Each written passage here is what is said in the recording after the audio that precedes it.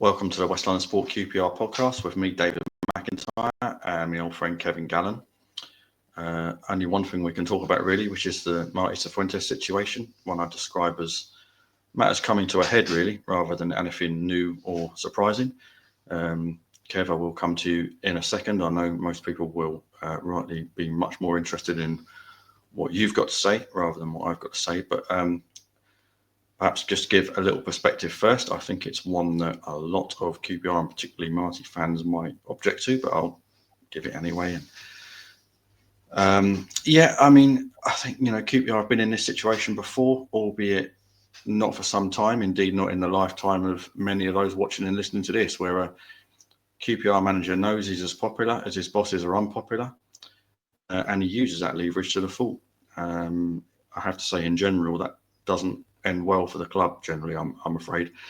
It does produce a prevalent view, I think, that the said popular manager, the good egg who loves the club, is being undermined and potentially forced out in some way.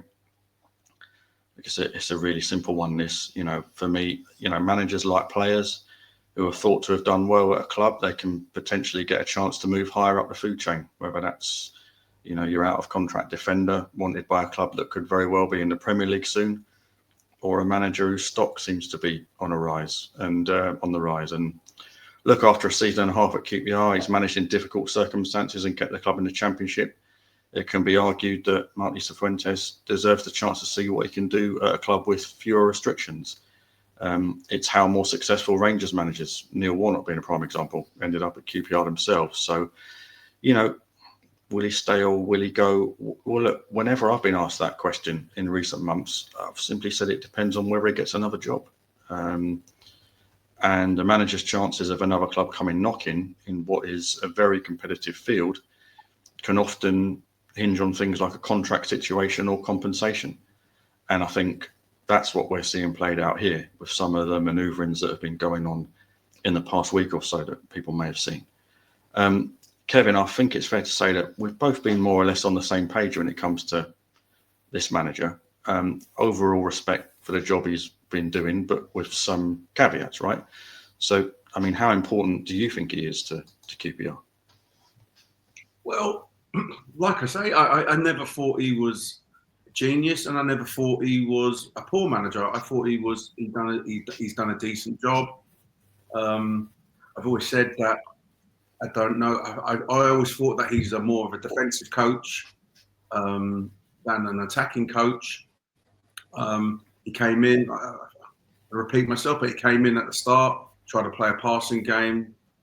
I think that was what he was probably told to do by the hierarchy above him, play a more possession game because of the previous manager. Let's be honest.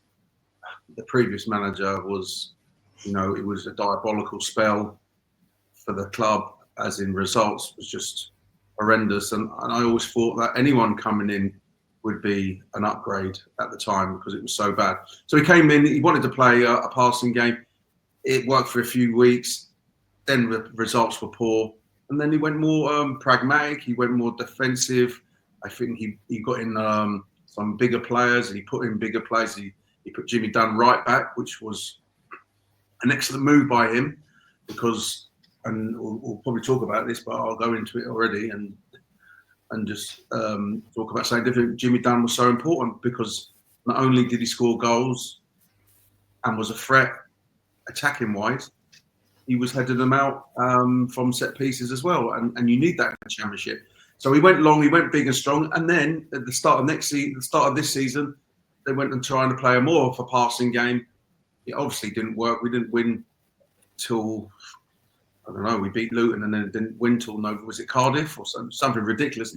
And to be fair, I think it was the fans that kept Marti in the job at the time because of his popularity. But any other football club, when you don't win for that length of time, you usually get the sack. And then he went more direct again.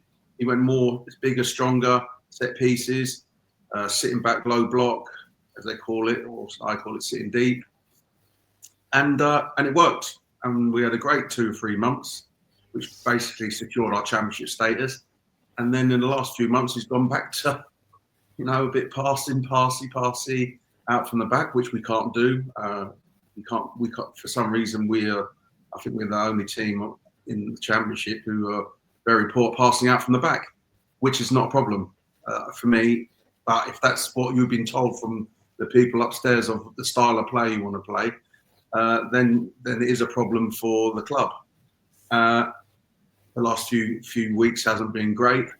Obviously, the game against Burnley, last home game of the season, which I wasn't at, which was a blessing in disguise. But obviously, to lose your final home game of the season in front of all your friends and family and a big crowd, and you want to sort of sign off in style, was a terrible result. But I think he's done a decent job. But I think the stories that have come out in the last in the last week, and obviously something's been going on behind the scenes. And I heard rumours that after the Stoke game, he was very, very close to losing his job. They kept with him. He secured Championship status. We don't know what was asked of him at the start of the season by the chairman and the CEO. What sort of, do they want a mid-table, or do they want another relegation battle? We don't know. But it's a difficult one. I think he's been decent. Nothing more. He hasn't been rubbish. I think he's just been decent, and he comes across well, and he's got a good affinity with the fans, and he's been very clever in that situation. Yeah, he's certainly been very clever. I mean, that's the thing. He's one of those managers. He understands that. He's popular with the fans. He's got himself into a good situation, partly deserved because of some of the job he's done, where he is not associated with the less popular signings, because he's given the impression that he's somehow, not involved in that process. And he presents himself well, and he gets on with the fans well, and that's part of leadership. That is part of being a manager. That's part of being a good leader, which is what you need to be as a manager. In terms of assessing where Rangers would be without him, or will be in the future without him, I mean that is quite a tough one, because it's quite a murky picture there, and I think it's something you've touched on a lot, where a lot of that assessment is really kind of looking at that relationship between the manager and the director of football or equivalent, who does what, how the signings are made. A lot of it hinges on that, right, Kev? Well, that's 100%. It's like, so the director of football is the link to the chairman. The chairman will say to this is how I look at it.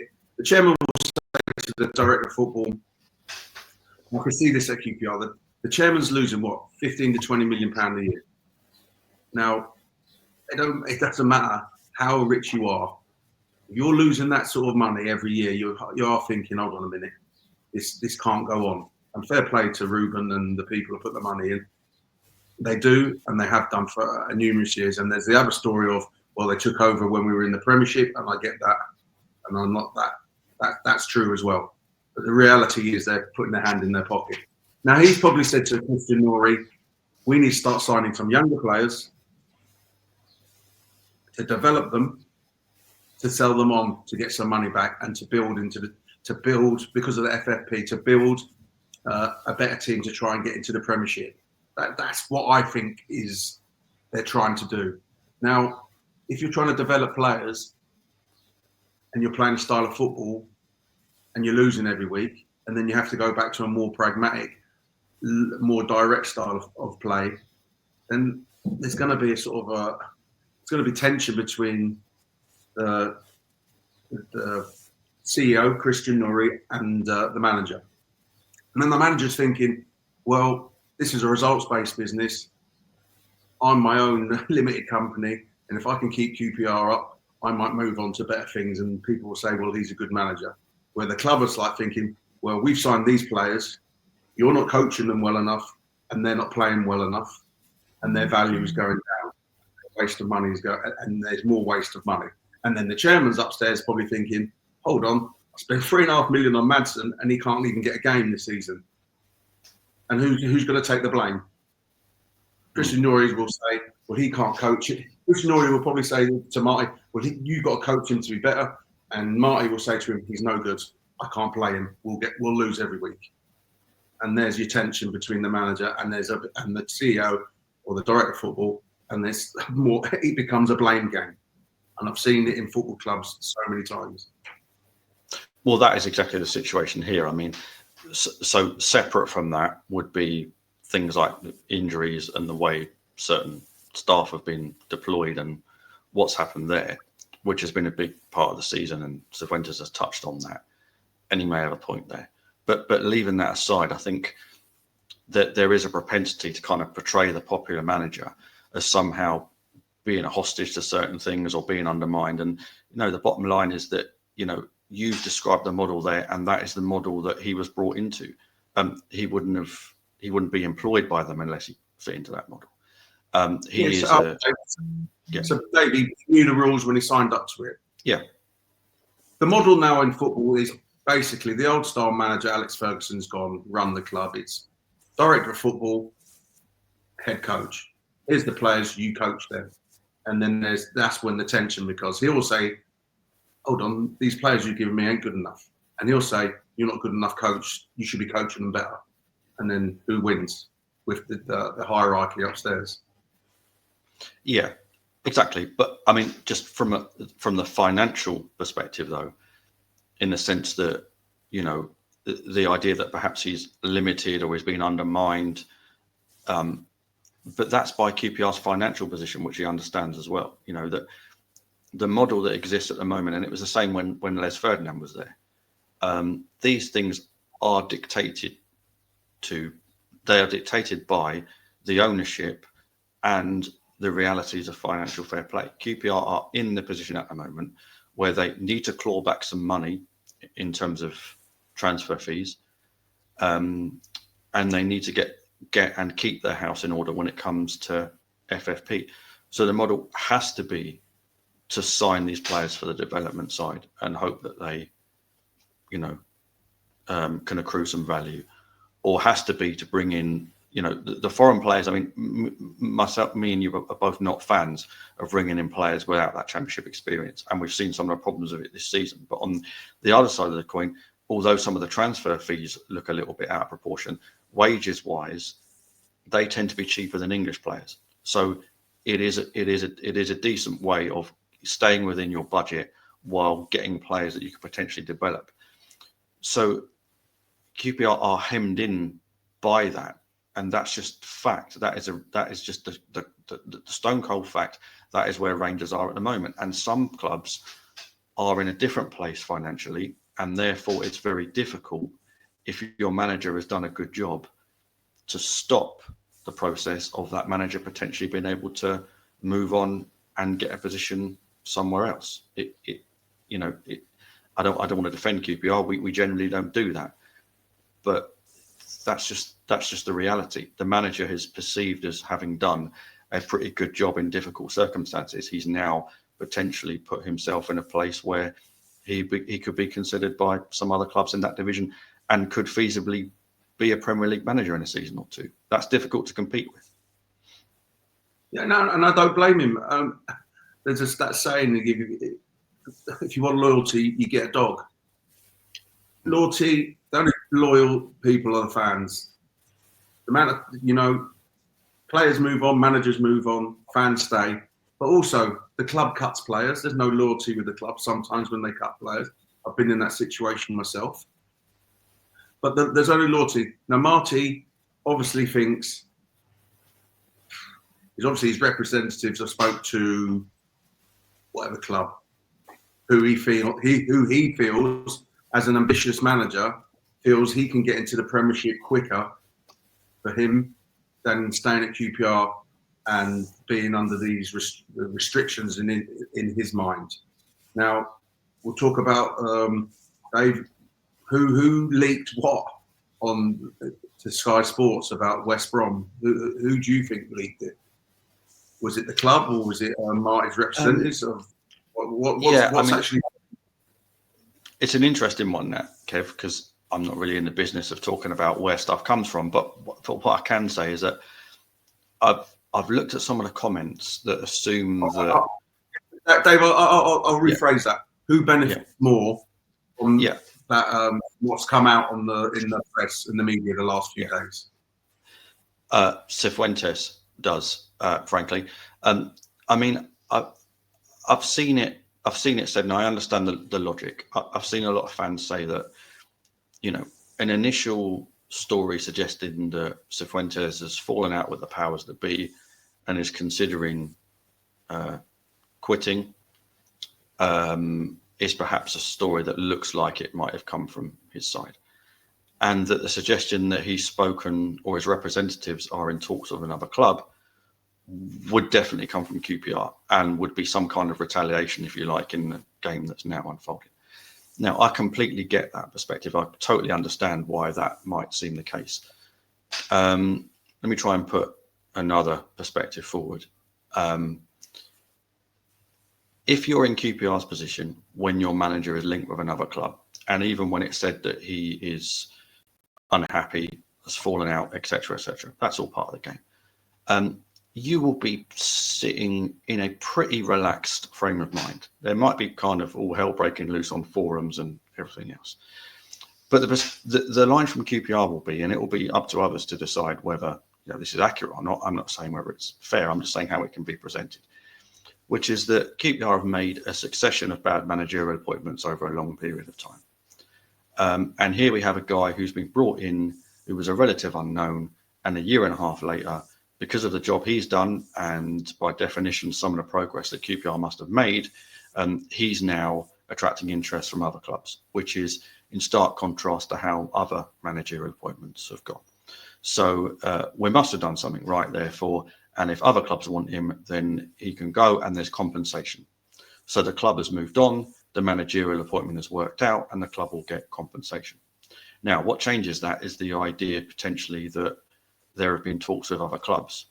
Now, contrary to what people might think, QPR do not gain from that. That is a disaster for QPR, I believe, because what it enables any club to do that is potentially considering Cifuentes, and I would argue that he's probably put himself in a position where he is a possible consideration for a job without being a standout obvious appointment for anyone based on the job that he's done, is what it does is it enables a club that might be interested in him to say, we're not paying that compensation, or we want to negotiate over the compensation. And the reason is because if it's been suggested that there's been a fallout behind the scenes, or that there's been talks held with another club, the perception would be that it would be very difficult for Cifuentes and his current club to continue. That it would now be hard for him to finish this season at QPR, never mind start the next season. So that then weakens his club's position. So what we're seeing at the moment essentially is a depressing of his market value, with a suggestion that his representatives are now talking to other clubs. So far be it from it being an obvious move by QPR, it really is not a move that anyone in their position, I think, would make. It's not in their interests for that to be out. I think this is about potentially removing the barriers that might be there in terms of this manager getting a job at a better placed club. And one of those barriers might be the compensation that's due. So it's really not in QPR's interest for that kind of stuff to be out there. Okay, I'll ask you this question. Is his job untenable now? Well, again, going back to that point, so I think that the compensation is potentially compromised by this because of perception that his job may be untenable and that there would be no going back for someone in that position. Now, I do disagree with that. I actually think in the event of him not getting another job, there is a way back for him at QPR. I think that could be done. But that's maybe a matter for another podcast if it comes to it. I'm not sure it would come to it. But if he ends up, not moving on, I do think there's a way that you can go forward with this manager. But it does make it difficult. It's difficult, obviously, when you have stuff like this going on. So again, without wanting to labour the point, from QPR's point of view, it does make the situation a lot murkier now, whereas before it would be a straightforward case of, he's our manager, he's done a good job, if you want him, we'll have this amount of money, please. It's a tricky one. It is a tricky one.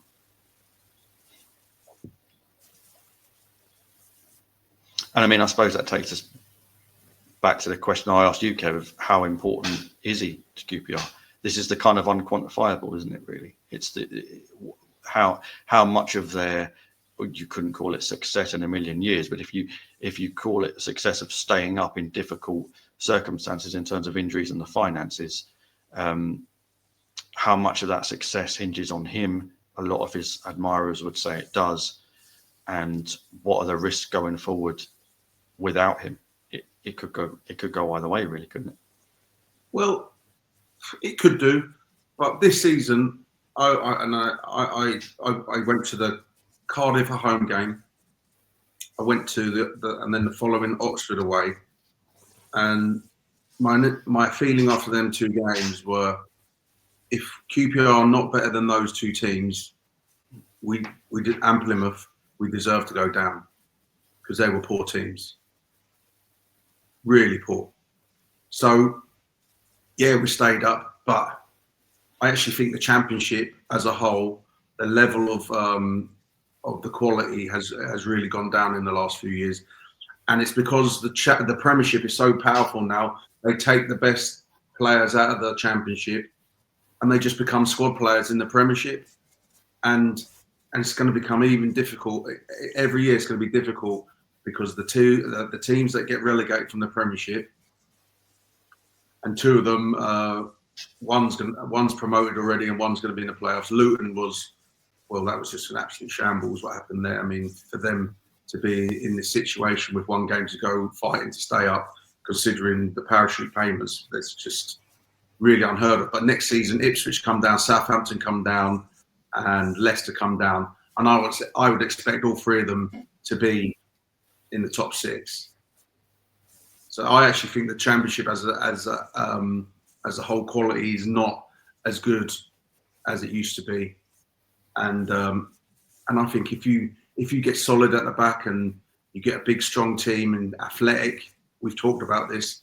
QPR haven't got athleticism in the middle or in wide positions, and we've talked about this before, where I've been to QPR games and a team that's got athleticism on the wide, they seem to go down the side, put a cross in, and we'll go down within a blink of an eye. And QPR haven't got that, so recruitment is everything in the summer. Everything, they have to get it right.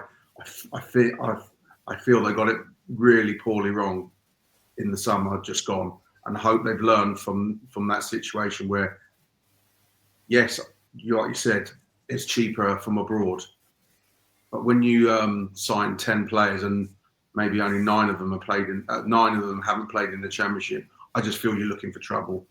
I think it's just, you need to get some Championship Saturday, Tuesday, robust. Know that league, and then with the odd sprinkle of someone from abroad, but not the other way where we go from abroad and have one from the Championship. So in the summer, the recruitment has to be right, or we're going to be, I think, in big trouble. Jimmy Dunn looks like he's going to leave. I was watching the QPR game v Leeds at home about 6 weeks ago, and the commentator said that Jimmy Dunn's been had the most efforts on goal for QPR this season. And that can't be right. Jimmy Dunn's a centre-half playing right back, and he's had more efforts on goal than the rest of the team. When that stat come up, you're like, this is not normal. So you have to get it right in the summer, or else I think it could be a long season. And I have to learn from the mistakes from last summer. Yeah, and I think the thing is there, Kev, is you've kind of touched on the reasons why I am still a little bit on the fence about this manager.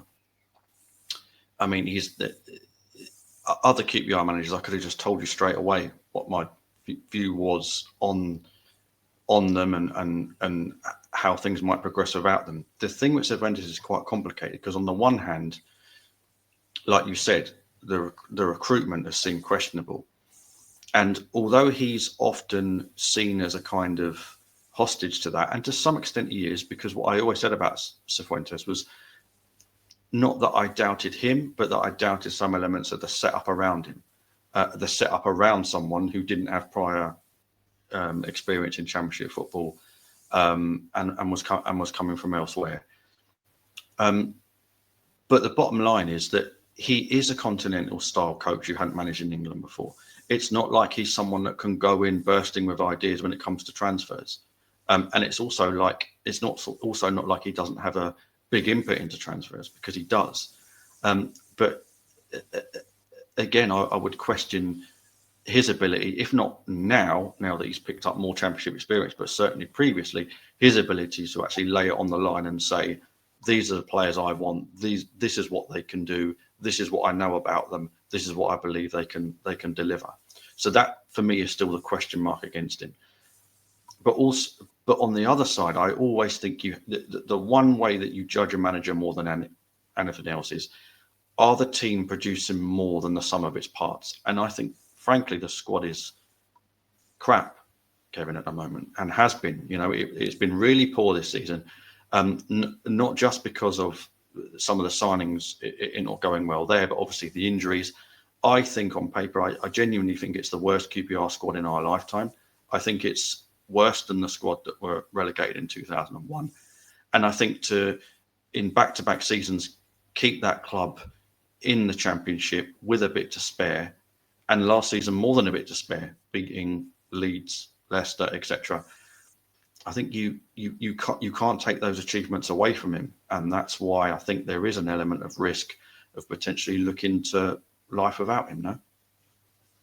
Yeah, no, I agree. There's been times when I've been at the games and I've looked at our bench and I've just thought to myself, that's one of the worst benches I've ever seen in at QPR ever. I mean, I've looked at it and you're thinking, if you're 0-0 or you're 1-0 down, you want to change the game, and you look around to your bench and you go, well, there's no plan B there. There's just nothing there to put on. There's been a few times, and that was due to some injuries as well. But in general, I'm looking at the bench thinking, "Whoa, there ain't much to change things here." But no, I agree with you. The squad is imbalanced. It's only got one left back, right back. Got no running midfield player. You got to give him some credit. Agreed. To keep us up. But again, like I said 5 minutes ago, if you can't be better than Oxford, Plymouth, whatever, and Cardiff, then, and I know Oxford ain't even going down, but when we played them twice, wow, not great. So I still feel we had better squads than them.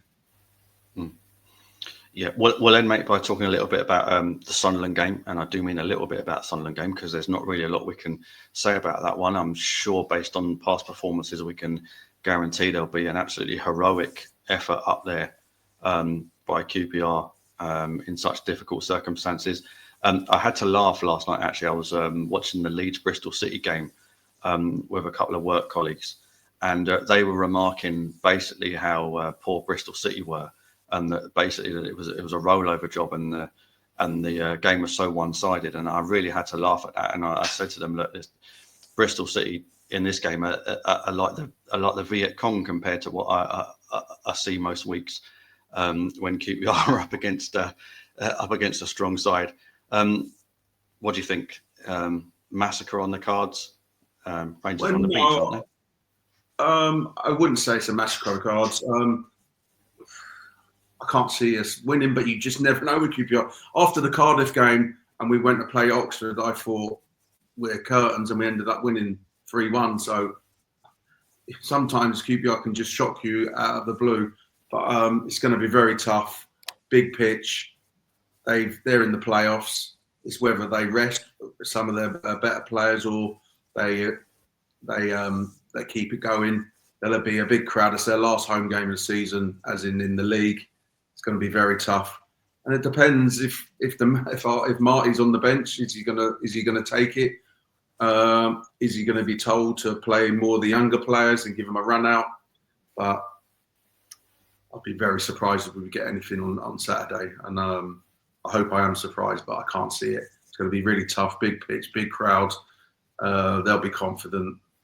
Yeah, very tough game. So, yeah, I'd rip your head off for a point right now. Yeah, I think so. 3-0, I reckon, something like that. Ahead of a big summer, another big summer at QPR. Aren't they always massive? Every summer is a big one, Dave. Yeah. Every summer is the big one. And then January's a big one. And then the summer's a big one. Yeah. And then January to fix things. Absolutely. Summers are big. Januaries are absolutely massive in Planet QPR. But yeah. All right, mate. Thanks for that. And thanks everyone for watching and listening. And we'll catch you again soon. Cheers. Cheers.